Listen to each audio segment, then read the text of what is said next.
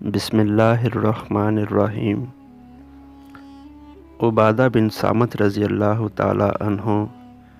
جو بدر کی لڑائی میں شریک تھے اور لیلۃ العقبہ کے 12 نقیبوں میں سے تھے، فرماتے ہیں کہ رسول اللہ صلی اللہ علیہ وآلہ وسلم نے اس وقت جب آپ صلی اللہ علیہ وآلہ وسلم کے گرد صحابہ کی ایک جماعت بیٹھی ہوئی تھی، فرمایا کہ مجھ سے بیعت کرو اس بات پر کہ اللہ کے سوا کسی کو شریک نہ کرو گے،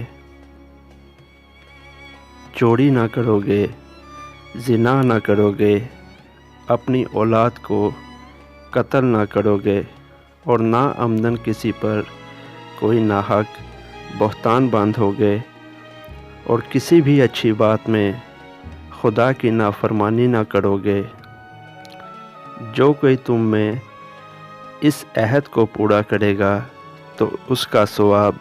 اللہ کے ذمہ ہے، اور جو کوئی ان بری باتوں میں سے کسی کا ارتکاب کرے اور اسے دنیا میں اسلامی قانون کے تحت سزا دے دی گئی تو یہ سزا اس کے گناہوں کے لیے بدلہ ہو جائے گی،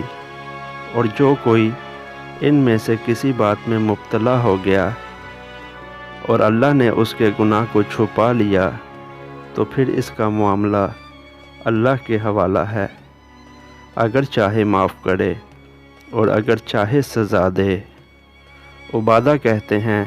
کہ پھر ہم سب نے ان سب باتوں پر آپ صلی اللہ علیہ وآلہ وسلم سے بیعت کر لی۔